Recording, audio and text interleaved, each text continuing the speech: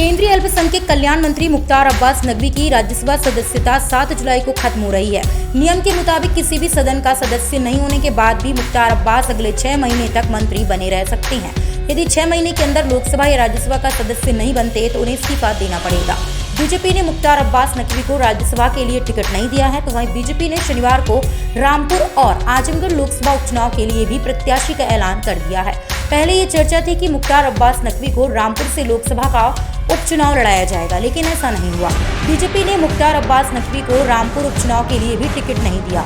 ऐसे में अब सियासी गलियारे में काफी चर्चा शुरू हो गई है। सियासी जानकारों का मानना है कि मुख्तार अब्बास को बड़ी जिम्मेदारी दी जा सकती है। तो वहीं केंद्रीय मंत्री मुख्तार अब्बास नकवी का जन्म 15 अक्टूबर 1957 को प्रयागराज के भदारी गांव में हुआ था। मुख्तार अब्बास नकवी के पिता का नाम अख्तारुल हसन नकवी और मां शकीना बेगम है। मुख्तार ने पत्रकारिता की भी पढ़ाई की है। मुख्तार अब्बास नकवी ने 8 जून 1983 को सीमा से शादी की। अब दोनों का एक बेटा भी है। आपको बता दें कि मुख्तार अब्बास नकवी की राजनीतिक सफर की शुरुआत साल 1975 से हुई थी। तभी उन्होंने देश में लागू किए गए आपातकाल का विरोध किया था और इसके लिए जेल भी गए थे। छात्र नेता रहते हुए मुख्तार अब्बास नकवी जनता पार्टी के कार्यकर्ता और आंदोलनों में शामिल होते रहे। 1980 में उन्होंने पार्टी सेक्युलर के टिकट पर विधानसभा चुनाव भी लड़ा था, लेकिन हार गए।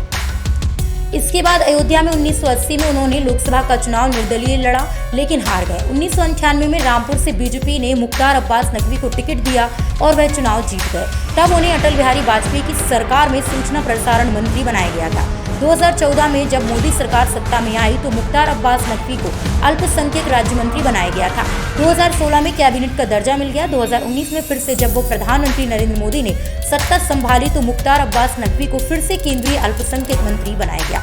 आपको बता दें कि बीजेपी में 4 बड़े मुस्लिम नेता हैं। इनमें केंद्रीय मंत्री मुख्तार अब्बास नकवी, सैयद शहनवाज हुसैन, एमजे अकबर, जफर इस्लाम शामिल हैं। शहनवाज इस वक्त बिहार सरकार में मंत्री हैं। मुख्तार अब्बास नकवी केंद्रीय मंत्री हैं और एमजे अकबर और जफर इस्लाम राज्यसभा के सांसद। मुख्तार अब्बास नकवी के साथ साथ एमजे अकबर और जफर इस्लाम का राज्यसभा कार्यकाल पूरा हो रहा है, जहां तीनों को बीजेपी ने दोबारा प्रत्याशी नहीं बनाया है। ऐसे में मुख्तार अब्बास नकवी को लेकर 3 तरह के कयास लगाए जा रहे हैं। पहला ये कि राज्यसभा में 12 मनोनीत सांसद भी हो सकते हैं।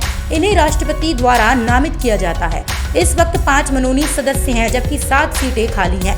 ऐसे में ये संभव है कि बीजेपी मुख्तार अब्बास नकवी को राष्ट्रपति की ओर से नामित कराकर फिर से राज्यसभा भेज दें और मौजूदा जिम्मेदारी को कायम रखा जाए। दूसरा, इस साल का गुजरात और हिमाचल प्रदेश में विधानसभा चुनाव होने हैं, तो वहीं 2024 में लोकसभा चुनाव भी है।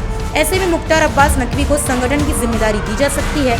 इससे पहले भी कई वरिष्ठ मंत्रियों को मोदी कैबिनेट से हराकर संगठन में जिम्मेदारियां दी गई हैं। संगठन में मुख्तार को बड़ी भूमिका में लाया जा सकता है। तो वहीं तीसरा, जुलाई में राष्ट्रपति और उपराष्ट्रपति का चुनाव होना है। सियासी गलियारे में ये भी चर्चा है कि मुख्तार अब्बास नकवी को बीजेपी उपराष्ट्रपति चुनाव में उतार सकती है।